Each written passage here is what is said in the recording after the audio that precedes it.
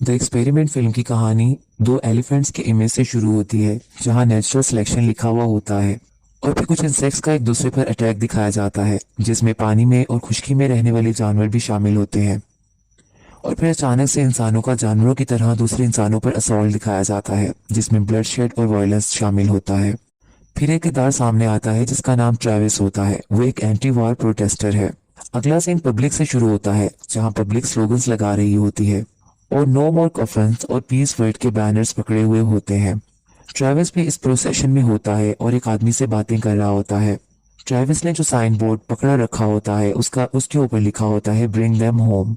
इसी दौरान एक लड़की उसी पब्लिक में होती है। उसको एक आदमी पुश करता है जिससे वो नीचे गिर जाती है। ये देखकर ट्रेविस को गुस्सा आ जाता है। वो इस आदमी को पंच मारने लग जाता है कि अचानक से पुलिस आ जाती है और लड़ाई को खत्म कर देती है। वो लड़की ट्रेविस से पूछती है क्या तुम ठीक हो। उसके बाद ट्रेविस की इस लड़की से दोस्ती हो जाती है और बातचीत शुरू करता है। वो इसे बताती है कि वो इंडिया जा रही है। ट्रेविस अगले सीन में अपने रूम में न्यूज़पेपर बैठा देख रहा होता है और उनमें से एक एडवर्टाइजमेंट देखता है जिसमें बिहेवियरल एक्सपेरिमेंट के लिए कुछ सब्जेक्ट्स की ज़रूरत होती है और उसका ड्यूरेशन 2 वीक्स होता है और स्टाफ की ज़रूरत होती है, जबकि इसमें पे जो मेंशन की जाती है वो $1000 पर डे है। ट्रेविस इंटरव्यू के लिए जाता है और इसके पास एक आदमी आकर बैठ जाता है जिसका नाम बैरिस होता है। ट्रेविस इस आदमी को देखकर स्मार्ट मैन कहता है और वो स्मार्ट मैन इसको कहता है कि हम स्ट्रेंजर्स हैं। थोड़ी देर में एक प्राइमरी साइंटिस्ट कैंडिडेट के साथ एक मीटिंग अरेंज करता है और कहता है कि जो हम करने जा रहे हैं वो बिहेवियरल एक्सपेरिमेंट है। इसके लिए हमें शॉर्ट सीरीज ऑफ टेस्ट को कंडक्ट करना होगा। इससे पहले वो ये बताना चाहता है कि ये वाली चीज़ें जो हैं वो आपको एक सिक्योर एनवायरनमेंट में प्रोवाइड की जाएंगी और ये एक्चुअल एक्सपेरिमेंट होगा। उसके बाद कुछ सब्जेक्ट्स को सिविल राइट से महरूम रखा जाएगा। उसके बाद वो सबको कहता है चलें टेस्ट लेते हैं। ट्रेविस और इसके साथ दूसरे मेंबर्स के सामने डिफरेंट किस्म के क्वेश्चंस को पोज किया जाता है, जैसे कि ट्रेविस के सामने वायलेंस का वर्ड लिया जाता है और वो नो कहता है। उसके बाद रिलीजन का नाम लिया जाता है तो वो नो कहता है। इस पर साइंटिस्ट कहता है ये तो एक ब्रॉड एरिया है। इसी तरह ट्रेविस और बैरिस से कुछ क्वेश्चंस और भी पूछे जाते हैं और इसके बाद ट्रेविस को एक रूम में बिठा दिया जाता है। वहाँ एक बड़ी सी स्क्रीन होती है जिसपे वायलेंट स्क्रीन सीन्स दिखाए जाते हैं। इसके बाद ट्रेविस कुछ वक्त अपनी दोस्त के साथ गुजारने के बाद नेक्स्ट डे उसी जगह पर दोबारा पहुंच जाता है। वहाँ बैरिस को भी देखता है और बैरिस उसे देखकर कहता है कि मुझे तुम्हें देखकर खुशी हुई है। इन सब में से ज्यादातर लोग जॉबलेस होते हैं और परेशानी का शिकार होते हैं और वो इस चीज को मानते हैं। उनसे प्राइमरी साइंटिस्ट दोबारा कम्युनिकेट करता है। इसके बारे में बताता है कि आने वाले 2 वीक्स में आप सबके लिए तजुर्बात हैं। फिर कहता है कि जैसा मैंने आपको पहले बताया है कि मैं आप में से कुछ लोगों के पास सिविल राइट्स ले लूंगा और अगर आप अभी छोड़ना चाहते हैं तो ये आपके पास आखिरी चांस है। फिर पूरा स्टाफ एक दूसरे की तरफ देखता है और हाँ में सर हिलाता है। इसके बाद लीडर गुड कहता है और फिर कहता है कि आपकी सेफ्टी आपकी नंबर 1 प्रायोरिटी होगी और आपकी तरफ से कोई वायलेंस हुआ तो एक्सपेरिमेंट फौरन टर्मिनेट कर दिया जाएगा। फिर लीडर सबका नाम बोलता है और नाम लिए जाने वाला पर्सन खड़ा हो जाता है और एक अलग ग्रुप बन जाता है, जबकि बैठे हुए लोगों को एक अलग लाइन को फॉलो करने का कहा जाता है। इसी तरह वो साइंटिस्ट गुड लक जेंटलमैन कहकर चला जाता है। बैरिस की टीम को इंस्ट्रक्शंस दी जाती हैं क्योंकि बैरिस की टीम गार्ड टीम होती है जबकि ट्रेविस की टीम प्रिजनर्स की होती है। जबकि बैरिस की टीम को ये कहा जाता है कि इन प्रिजनर्स के लिए कुछ 5 क्रूशियल रूल्स हैं। इनमें से इनको रूल्स बताए जाते हैं जैसे कि प्रिजनर्स को सिर्फ डेजिग्नेटेड एरिया में ही रहने की इजाजत है और फिर बताया जाता है कि उनको 3 वक्त का खाना मिलेगा और खाने के बाद इनको अपनी प्लेट्स को साफ करना होगा।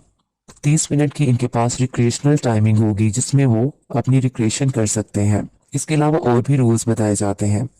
साथ में इस वार्निंग के साथ जिसने रूल्स ये तोड़ दिए तो उसको पनिश किया जाएगा। ये एक्सपेरिमेंट और ये भी बताया जाता है कि एक्सपेरिमेंट किसी इंडिविजुअल से रिलेटेड नहीं है। अगर किसी ने एक ने भी रूल तोड़ा तो ये सब पर लागू होगा और अगर 30 मिनट के अंदर डिसिप्लिनरी एक्शन नहीं लिया गया पूरे स्टाफ में से जो कि ग्रुप मेंबर्स हैं, अगर फेल हो गए तो फौरन रेड लाइट जल जाएगी और एक्सपेरिमेंट को खत्म कर दिया जाएगा। फिर साइंटिस्ट कहता है अब मैं तुम्हें 2 वीक्स के बाद मिलूंगा। फिर बैरिस के ग्रुप में से एक मेंबर सबको बताता है कि अपने कपड़े अपने दिए के नंबर्स के मुताबिक पहन लें और जो भी सेल असाइनमेंट्स दी गई हैं वो इनके सेल के साथ अटैच कर दी जाएंगी। फिर सब अपनी अपनी सेल्स में मूव करते हैं और वहाँ कैमरास भी लगे होते हैं जिसको ट्रेविस देखता है।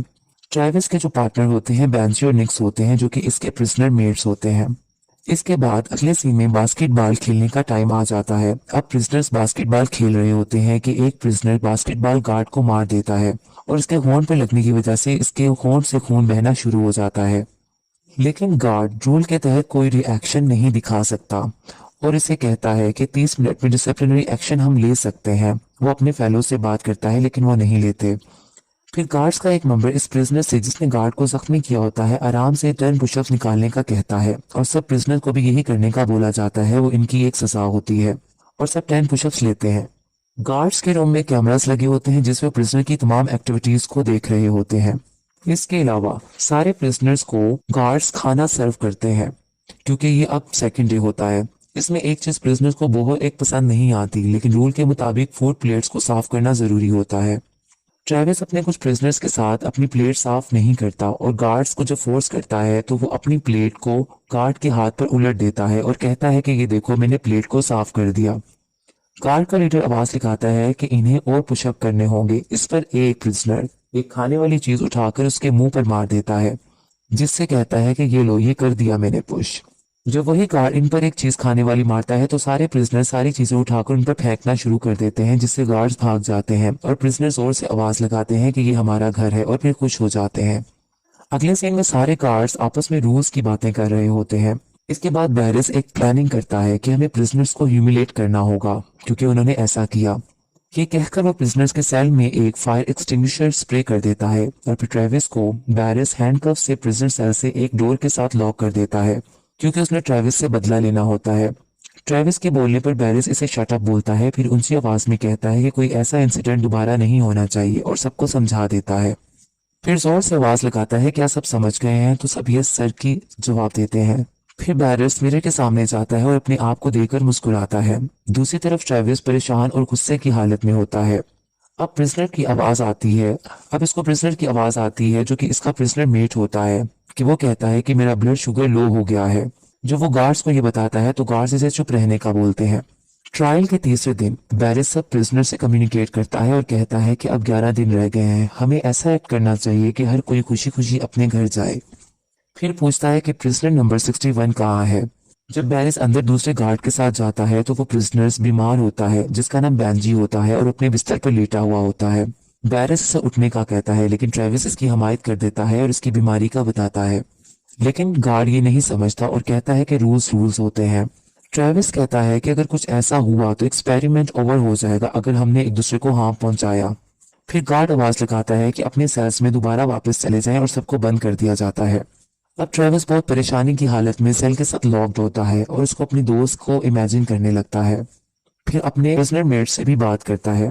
दूसरी तरफ गार्ड्स बात कर रहे होते हैं कि अगर कोई हर्ट हुआ तो एक्सपेरिमेंट ओवर हो जाएगा और हमें पे भी नहीं किया जाएगा, इसलिए बेहतर है कि दूसरे तरीके से इस चीज को रिजॉल्व किया जाए। इसी तरह बैरिस एक और प्लानिंग करता है। वो चुपके से ट्रेविस से बदला लेने के लिए रात के वक्त उसको सेल से निकलवा लेता है और एक जगह पर जाकर कुर्सी से बंधवा देता है। फिर इसके बाद शेविंग मशीन से इसके हेड की शेव कर देता है और उससे बदला लेता है। फिर इसकी कुर्सी पर जोर से हिट करता है जिससे ट्रेविस दूर जा गिरता है। ट्रेविस को बहुत ज्यादा डिसऑनर किया जाता है। जब ट्रेविस अपनी सेल में वापस आता है उससे पूछा जाता है कि उसके साथ क्या हुआ, लेकिन वो खामोश रहता है। बैंजी जो था, वो जो बीमार था, उसको ट्रीट नहीं करवाया जाता और ना ही खाने के लिए दिया जाता है क्योंकि वो अपने बिस्तर से नहीं उठ सकता। ट्रेविस चुपके से ब्रेड को स्टील करता है और उसके पास ले जाकर उसको खाने के लिए दे देता है। रात का वक्त होता है कि गार्ड में से एक मेंबर जो कि इनजस्टिस होता हुआ नहीं देख पा रहा होता, वो ट्रेविस की मदद के लिए आता है। ट्रेविस उससे रिक्वेस्ट करता है कि वो बेंजी का बैग ला दे, उसमें से इंजेक्शन और इंसुलिन ला दे और अगर उसे चाहिए तो उसको पैसे भी दे देगा। लेकिन वो गार्ड पैसे लेने से इनकार कर देता है और चुपके से उस रूम में जाता है जहां बैग्स रखे होते हैं। वहां जाकर बेंजी के बैग को ढूंढता है और वहां से इंसुलिन और इंजेक्शन लेकर निकलता है। जबकि दूसरी तरफ बैरिस कैमरास के थ्रू सब कुछ देख रहा होता है। जल्दी से अपने उसी गार्ड के पास पहुंच जाता है जो ट्रेविस की मदद कर रहा होता है और उसको डरा धमकाकर पूछ लेता है कि उसे ऐसा करने पर किसने बोला, और वो सब कुछ बता देता है। इसी तरह बैरिस इंसुलिन और इंजेक्शन लेकर खुद सेल में जाता है और बेंजी के बिस्तर पर रख देता है और ट्रेविस को घूर से घूर कर देखता है। नेक्स्ट सीन में ट्रेविस को बैरिस लीडर के पास लाया जाता है। फिर ट्रेविस को वायोलेट करने पर टॉयलेट साफ करने का कहा जाता है।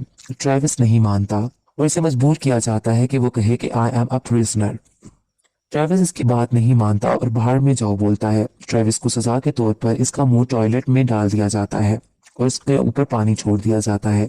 लेकिन ट्रेविस ये सब सहने के बाद भी बैरिस को कहता है कि तुम जहन्नुम में जाओ। लेकिन एक बार आखिर में आकर ट्रेविस हार मान जाता है और कह देता है कि आई एम अ प्रिजनर।